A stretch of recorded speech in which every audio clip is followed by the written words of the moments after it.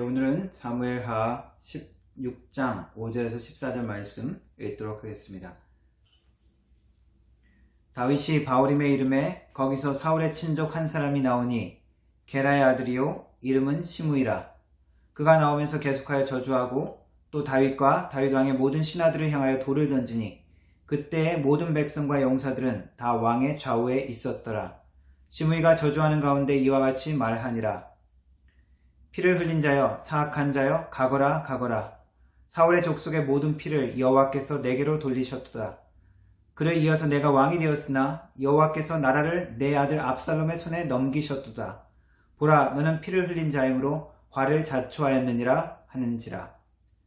스루야의 아들 아비새가 왕께 여짜오되 이 죽은 개가 어찌 내 주 왕을 저주하리까?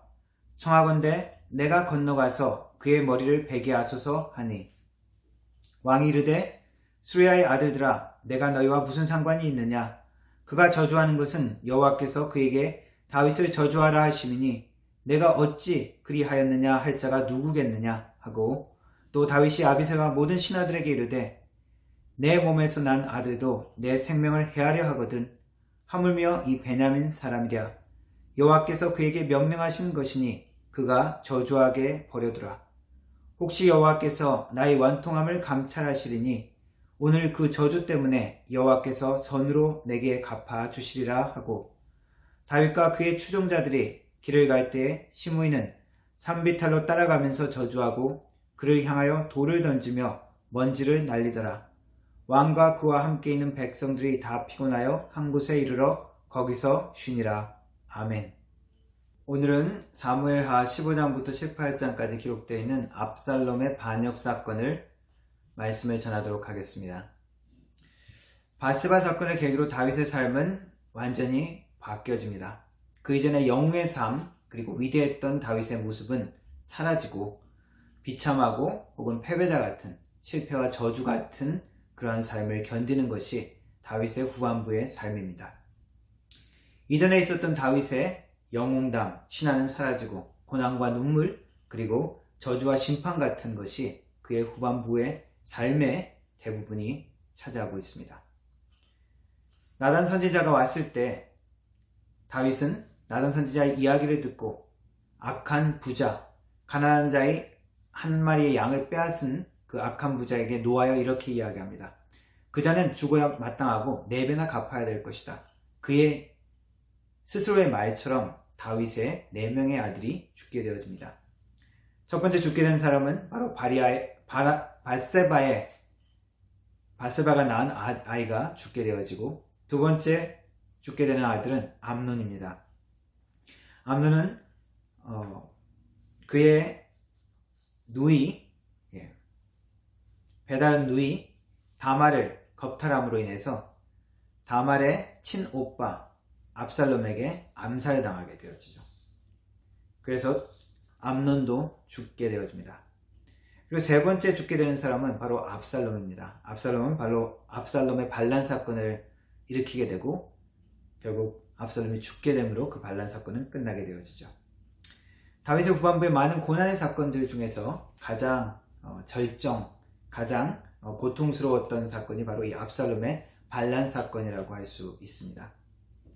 압살롬, 내 아들아, 내 아들 압살롬아, 차라리 너 대신에 내가 죽었어야 할 것을 하면서 울부짖고 탄식하는 아들의 이름을 부르는 그 다윗의 고통과 아픔이 성경에 고스란히 기록되어 있습니다.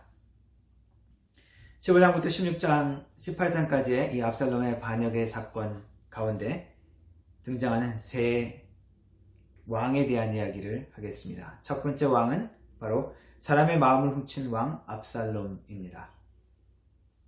압살롬은 외모가 출중했습니다. 외모뿐만 아니라 그는 사람들에게 인기도 많았습니다. 잘생겨서 인기가 많았는지는 모르겠습니다. 그것뿐만 아니라 일반 백성들이 내 문제에 관심을 많이 가져주고 또 그들의 문제를 해결해 주려고 노력했던 모습들을 기록하고 있습니다. 그것 때문에 사람들은 압살롬에게 끌렸습니다. 나이가 든 다윗 왕보다 한때는 영웅이었지만 자기의 부하를 죽이고 부하의 아내를 취한 그 악행을 저지른 그 다윗 왕보다 오히려 자신의 누이를 욕보인 암논을 죽인 압살롬의 살인은 오히려 어떻게 보면 더 정당한 것 같고 어떻게 보면 더 정의로운 일같이 보이기도 합니다. 사람들이 이 모든 것들 이후에, 사건들 이후에 한때는 이스라엘을 구원해 주었던 영웅이었던 다윗을 잊어버리기 시작합니다. 젊은 왕자 압살롬에게 모이기 시작하죠. 압살롬은 왕가의 피를 타고난 자입니다. 그의 어머니는 구슬 땅의 공주였습니다. 그의 아버지는 다윗 왕이었고, 압살롬은 그래서 나이 때부터 양가로부터 왕가의 피를 가진 왕이 되기에 아주 적합한 그런 인물인 것 같습니다. 그러나 한편으로 압살롬의 어두운 면을 우리는 살펴보아야 합니다. 압살롬은 조용하지만 무서운 인물입니다. 암논에 대한 복수를 위해서 2년 동안이나 참았습니다. 조용히 아무 일 없는 것처럼 하고 다른 사람들을 다 파티를 열고 초청까지 합니다. 그 자리에서 암논을 죽여버리죠. 다윗 왕과 화해를 한 이후에, 그 암논 사건 이후에 다시 다윗이 압살롬을 용서하고 데려오죠. 4년이 넘는 기간 동안에 조용히 은밀하게 사람들의 마음을 훔칩니다. 불만 세력들을 결집시키는 것이죠. 어떤 재판에 문제가 있어서 왕을 찾아온 사람들에게 이야기합니다. 내가 도와주겠다. 내가 너희들 문제를 해결해주겠다.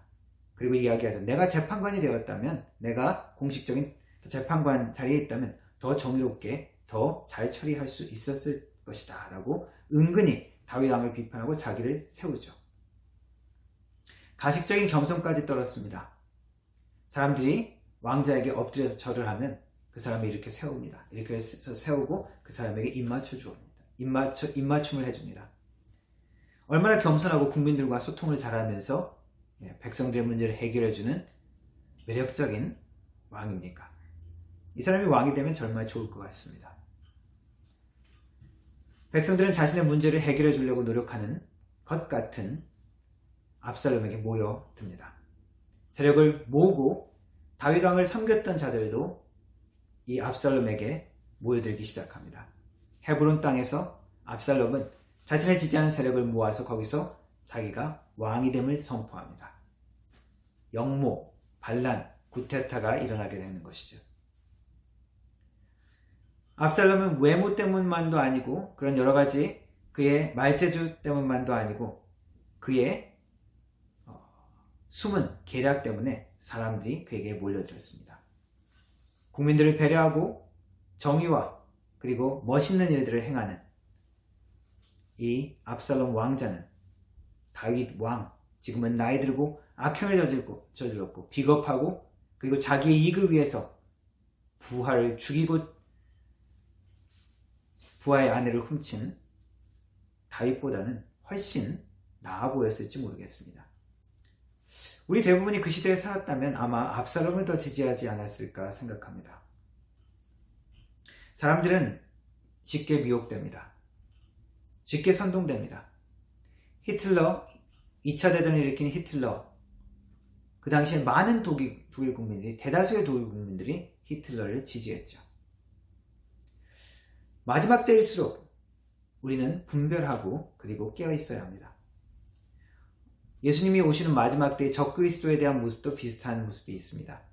사람들을 미혹하고 사람들의 마음을 얻습니다. 그리고 사람들과 계약을 맺고 나중에는 자기가 권자의 자리에 올라가고 사람들을 결국 지배하는 모습들이 나옵니다. 어려운 시기에 그러나 여전히 다윗을 따랐던 지지 세력도 있습니다. 그들은 이때라는 인물을 중심으로 한 600명의 블레셋 사람들이었습니다. 다윗이 피난 가는 그 마당에 오히려 다윗에게 와서 힘이 되어줬던 아주 멋있던 사람들이죠. 어려운 시기에 오히려 자기 민족보다 더 충성을 맹세한 이들의 충성이 귀하게 보입니다. 시대가 위급하고 어려울수록 하나님의 마음이, 하나님의 뜻이 어디에 있는지 우리는 더욱더 분별하여야 합니다.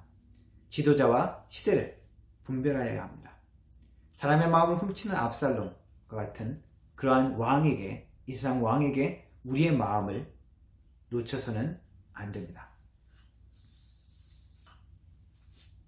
사람의 마음을 훔친 왕 압살롬과 대조적으로 하나님의 마음에 합한, 하나님의 마음을 구하는 왕 다윗 왕이 있습니다. 압살롬의 반란 가운데 다윗의 충신이었던 책사, 모사라고도 하는 아히도벨이 압살롬 편에 섰습니다. 다윗을 도와서 여러 가지 승리를 이끌었던 중요한 인물이었죠. 그러나 그는 압살롬 편에 돌아섰습니다. 이 아히도벨은 밧세바의 할아버지이기도 합니다. 자기의 손녀딸의 모든 상황들을 보고 다윗 왕에 대한 생각이 바뀌었는지 모르겠습니다. 다윗은 한때 민족의 영웅으로 여겨졌고, 그리고 북왕국 이스라엘 사람들도 자기 지파 출신이 아니었지만 다윗 왕에게 와서 왕이 되어 달라고 요청을 했었습니다. 그러나 이제 그들은 다윗 왕을 버리고 오히려 모든 백성들을 더 따뜻하게 대해준다고 생각하는 카리스마 넘치는 왕자 압살롬에게 모여듭니다. 밧세바 사건을 통해서 그들의 다윗을 정의롭지 못한 왕, 비겁한 왕, 악행을 저질렀던 왕 다윗으로 보았는지 모르겠습니다. 오히려 젊고 인기 많은 압살롬이 왕이 되기에 적합한 인물이라고 생각했을 것입니다. 대부분의 사람들이 다윗을 버리고 적대 세력으로 돌아선 것 같습니다. 이 모든 소식을 들은 다윗과 다윗의 신복들은 곧 예루살렘에 그들이 들이닥칠 것을 알았습니다. 다윗은 위협을 느끼고 예루살렘을 떠나 도망하게 되어집니다. 이전에도 다윗은 광야를 다니면서 도망을 다녔습니다. 그 이전에는 결백한 자로, 죄 없는 자로 도망을 다녔지만 이제는 자신의 저지른 과거의 악행으로 인한 그 결과로 그 열매를 먹는 도망을 하고 있습니다. 칼이 내 집에서 떠나지 않을 것이라는 나단 선지자의 예언이 그대로 그의 삶에 실현되고 있습니다. 피난하는 길 바오림 지역으로 지나갈 때 시므이라는 사람이 나와서 저주합니다. 오늘 읽은 말씀입니다. 피를 흘린 자여, 사악한 자여, 가거라, 가거라. 그는 사울의 친척이었고 사울의 출신 지파, 베냐민 지파 사람이었죠. 그는 다윗이 사울의 세력, 그리고 이스라엘과 전쟁을 통하여 결국 왕자를 차지했다고 느꼈을 것입니다. 시므이의 이러한 저주의 말, 이러한 비난의 말은 다윗을 고통스럽게 만들었을 것입니다. 사울의 족속의 모든 피를 여호와께서 내게로 돌리셨도다. 그를 이어서 내가 왕이 되었으나 여호와께서 나라를 내 아들 압살롬의 손에 넘기셨도다. 보라, 너는 피를 흘린 자이므로 화를 자초하였느니라. 시므이의 말대로 그는 피 흘린 자였습니다. 그것도 무고한 충성스러운 자신의 부하를 죽인 그런 피를 흘린 자였습니다. 그 말을 들은 다윗은 그대로 그 말을 그냥 듣고 그 길을 지나갑니다. 화내지도 않고 부하들이 말하는 대로 시므이를 죽여버리지도 않았습니다. 자기에게 퍼부는 저주를, 던져지는 돌을 그대로 맞으면서 지나갑니다. 하나님께서 자신에게 하시는 말씀으로, 하나님께서 허락하신 것으로 다윗은 그 상황을 정확히 깨닫습니다. 하나님께서 허락하여 나에게 저주하는 것이라면 내가 어떻게 하겠느냐? 부하들이 죽이자고 했을, 그 시므이를 죽이자고 했을 때 말면서 그렇게 이야기합니다. 내 몸에서 난 내 아들도 나를 죽이려 하는데 하물며 사울의 친족인 저 베냐민 족속 사람이 오죽하겠느냐? 하나님께서 하시는 것이다. 그를 저주하게 내어버리두라. 혹시 하나님께서 나의 원통함을 보고 계시니 불쌍히 여겨서 저주 대신에 나에게 약속하신 그 축복의 언약을 회복하실지 어떻게 하느냐? 다윗은 이 모든 자신에게 일어나는 고통과 불행의 원인을 잘 알고 있었습니다. 그것은 압살롬의 반역 사건에 주도를 했던 그 압살롬이나 압살롬 편에 돌아섰던 아히도벨과 같은 그를 대적하는, 그를 배신했던 사람들 때문이 아니라 그 모든 사건의 근본적인 원인은 자신에게 있다는 것을 그는 깊이 다시 한번 뼈저리게 깨우치고 있었습니다. 다윗 자신은 자신이 피 흘린 자인 것을 다시 한번, 하나님 앞에 자신의 모습이 어떤 처지인지를 다시 한번 깨우치고 있는 것입니다. 오직 이 순간에 다윗이 할 수 있는 것은 하나님께 부르짖고 기도하는 것 뿐이었습니다. 10번 3편의 고백, 이런 고백이 있습니다. 다윗이 여호와여 나의 대적이 어찌 그리 많은지요. 일어나 나를 치는 자가 많으니이다. 많은 사람이 나를 대적하여 말하기를 그는 하나님께 구원을 받지 못한다 하나이다. 시므이의 이 저주의 말이 그렇죠. 하나님께서, 여호와께서 너에게 등을 돌리셨다. 다윗이 할 수 있는 것은 기도밖에 없습니다. 시편 61편의 기도는 이렇습니다. 하나님이여 나의 부르짖음을 들으시며 내 기도에 유의하소서. 내 마음이 약해질 때 땅끝에서부터 주께 부르짖으오니 나보다 높은 바위에 나를 인도하소서. 주는 나의 피난처시여 원수를 피하는 견고한 망대이심이니이다. 내가 영원히 주의 장막에 머물며 내가 주의 날개 아래로 피하리이다. 이러한 모든 상황들을 다윗 왕은 그대로 하나님의 손길로 깨닫고 기도로 견딥니다. 이 모든 상황 가운데 세상 모든 왕들을 다스리는 만왕의 왕 하나님이 이 상황에 보고 계십니다. 하나님께서는 이 모든 상황에 어떻게 응답하시고 어떻게 그의 신실한 약속을 이루어 가시는지를 우리는 발견하여야 합니다. 하나님은 다윗이 이때 피난 갈 때 하나님의 언약궤를 가져가려는 시도가 있었습니다. 제사장들을 중심으로 언약궤를 메고 다윗을 따라 도망가려고 했을 때 다윗이 그것을 말리죠. 그냥 그대로 있으라고. 왜냐하면 하나님께서 원하시는 것은 그 겉모양이 아니라 그 심령이라는 것을 다윗은 깊이 깨닫고 있었기 때문입니다. 헛되이 언약궤만 가져간다고 하나님의 임재가, 하나님의 은혜가, 하나님의 사랑이 따라오는 것이 아니기 때문입니다. 다윗은 이 모든 상황들을 통하여 하나님이 자신을 어떻게 다루시는지를 깨닫고 있습니다. 다윗의 시편을 보면 고난과 눈물의 시간을 다윗이 어떻게 보냈는지를 가르쳐줍니다. 하나님의 주권을 의지하고 하나님 앞에 그 눈물을 그대로 드리는 것이죠. 다윗이 피난하는 장면 15장 30절에 이렇게 기록합니다. 다윗이 감람 산길로 올라갈 때 그의 머리를 그가 가리고 맨발로 울며 가고 그와 함께 가는 모든 백성들도 각기 머리에 자기의 머리를 가리고 울며 올라가니라. 유명한 설교자 A.W. 토저라는 분은 이렇게 이야기했습니다. 성경은 눈물로 쓰여져 있다. 그리고 그 눈물을 통하여 가장 아름다운 보물을 만들어낸다 라고 이야기했습니다. 다윗은 용감한 사람이었고 믿음의 사람이었지만 성경은 그의 많은 눈물을 기록하고 있습니다. 시편에서 우리는 다윗의 많은 눈물을 볼 수 있습니다. 그의 시편 6편을 읽어드리겠습니다. 시편 6편 4절에서 10절입니다. 여호와여 돌아와 나의 영혼을 건지시며 주의 사랑으로 나를 구원하소서. 사망 중에는 주를 기억하는 일이 없사오니 수월에서 주께 감사할 자 누구리이까. 내가 탄식함으로 피곤하여 밤마다 눈물로 내 침상을 띄우며 내 요를 적시나이다.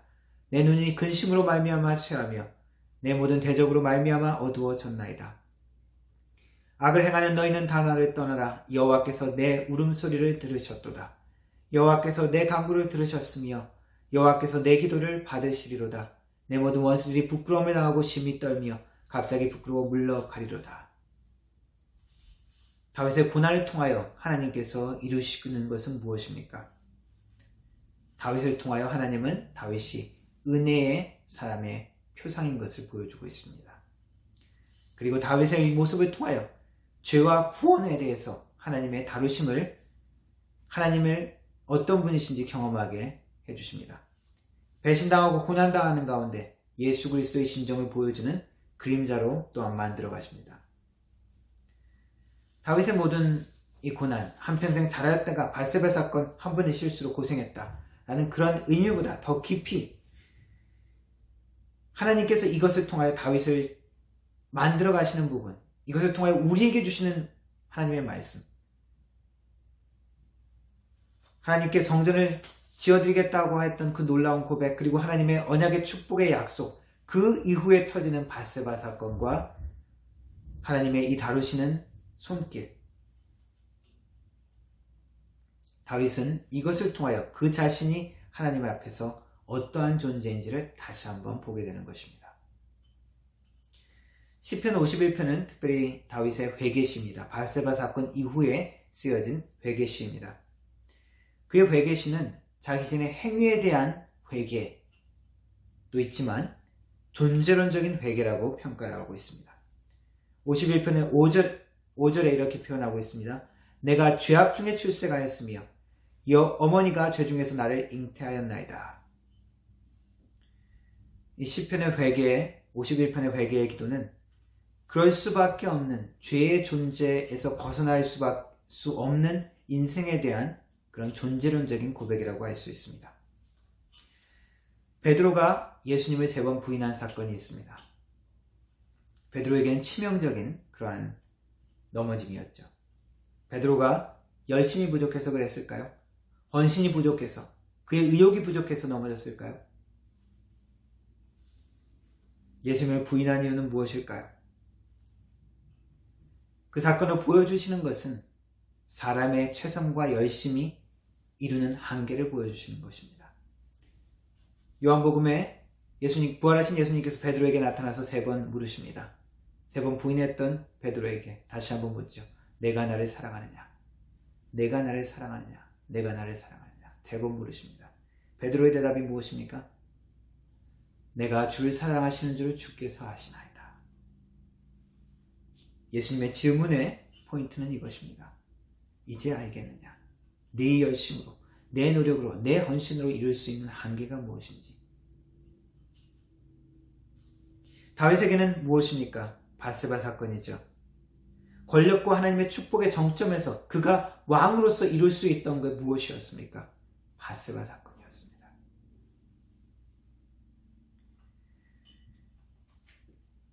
그렇다면 말씀을 제대로 이해하신 분이라면 그래 우리가 어차피 죄를 지을 것이니까 아무렇게 살아도 되지 않느냐.